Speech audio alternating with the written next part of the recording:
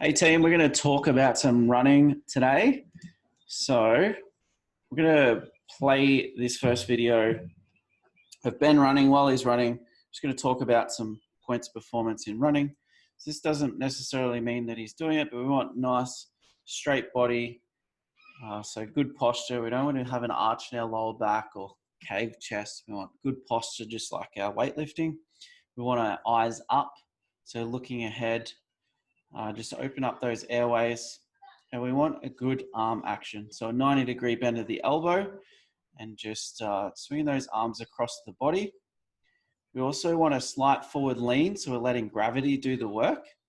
And we want a 4-foot strike on the ground.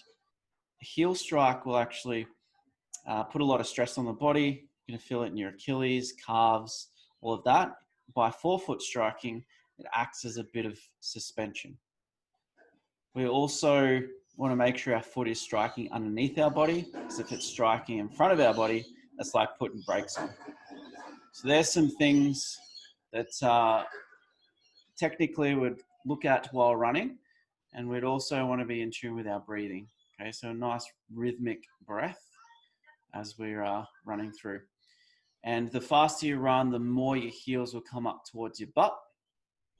And that's what I've got. Ben, do you have anything that you'd like to add to that? No, we'll just going to compare obviously a few different running styles, and obviously everything that Rob was talking about then. There are certain key points that I was missing running there, so we're just going to cover those, but I don't have anything to add. All right, so let's see if we can pick on me for my running. You can see actually striking with my heel first. Would you agree with that, Ben? Yeah, striking with your heel first, but you're lifting your heels up really nice and high. Almost looks exaggerated, but I know that that's your style and that you're a really strong runner, but I definitely agree with the heel strike beforehand. Yeah, I do emphasize really striding out and bringing those heels to my butt. I do like the arm action and the head up. The faster you run, the more you'd want to generate that arm action. So if you're doing a 400-meter run in a workout, you're actually trying to run as fast as you can. You want to get your arms involved and get them working as much as possible. Now let's look at running backwards. Let's look at where my foot is striking the ground. It's definitely slightly in front instead of underneath me, so I am putting the brakes on a little bit. And I think if I striked underneath myself a little better, I'd probably eliminate that heel strike too.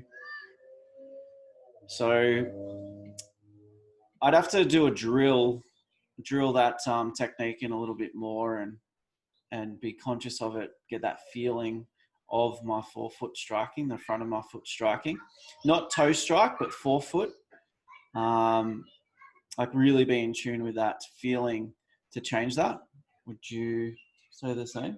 Yeah, definitely. I think because you emphasize striding out so much, and you can see there where you're making contact, your heel is in front of your body. So you definitely just have to practice that drill. I do think as well that you're pretty upright. Yeah. And that you could probably lean forward more. And I think if you lean forward a bit more, it might change the angle, which might bring your feet under your body a bit more as well. Yeah. All right, we've got our next runner. Our next culprit. What are we seeing here?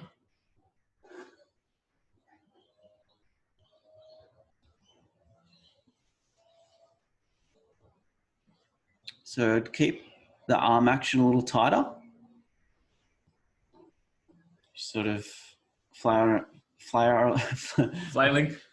around. I would say she looks pretty tense to her shoulders as well as she's running. Probably needs to relax there a little bit.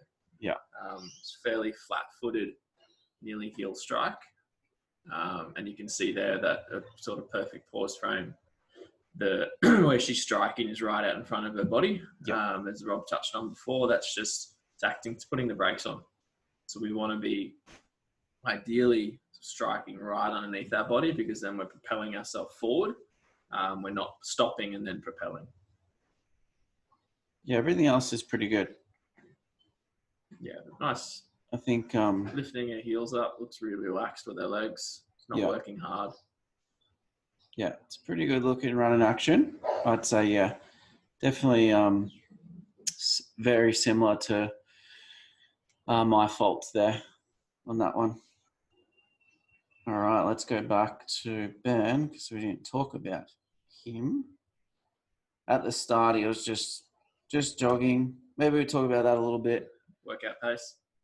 This is a little bit more of a shuffle, where you'd see when you're tired in a workout. So the more you can sort of try and pick up your feet and get them moving, the faster you're going to run.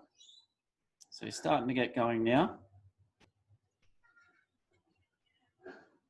Just got that good posture like we talked about. We'll get a freeze frame on where his foot is striking the ground.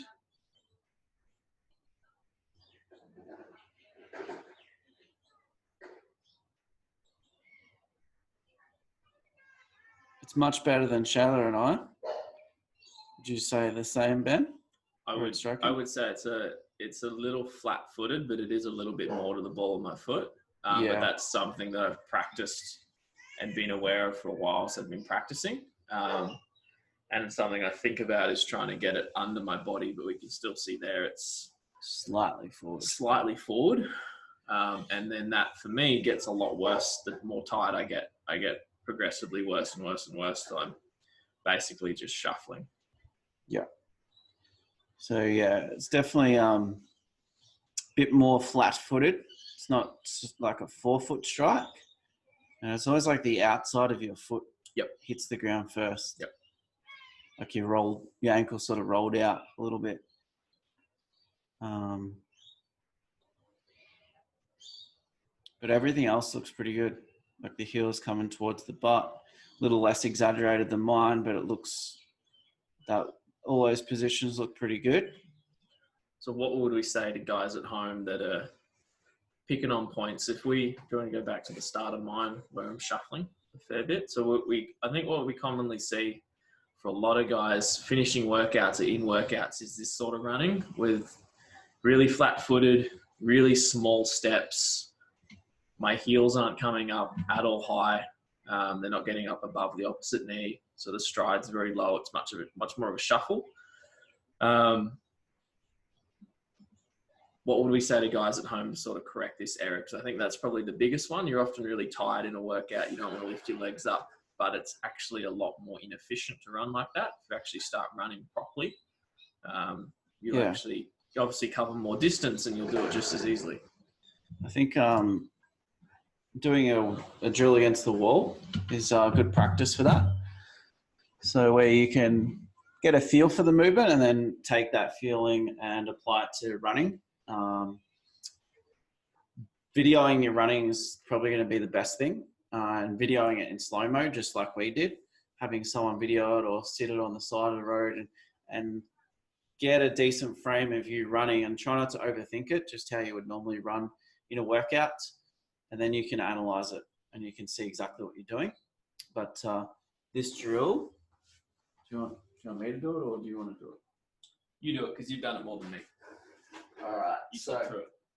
You just talk about what I'm doing. Yep. So what Rob's doing is he's leaning into the wall, because what we want to see when we're running is essentially that little bit of forward lean through your body, not through your shoulders, but through your body. So leaning into a wall just gives you the ability to do that. So we can see a nice straight line from his heel, his knees, hips, his shoulders, and that means he's got momentum forward. His foot position is bringing his heel up to where his knee is, and you can see his leg is roughly at 90 degrees there, and that's that pose position or that running position that we want to be in. From there, we just swap sides. Hold it in that position so you can feel what it feels like to be pulling up with your hamstrings, be bending the knee, and also landing on the ball of your foot. So not the toe, not the heel, but the ball of your foot. And you can start to feel what these positions feel like. it should actually feel really taxing. Running is obviously a lower body movement, really should tax the legs. We want it to just feel in your hamstrings. Calves should start to blow up a little bit, so we want to be thinking heel up and landing on the balls of your feet whilst leaning into the wall. Hope you guys got a little bit of value out of that and some tips for you to go and apply to your running. Enjoy.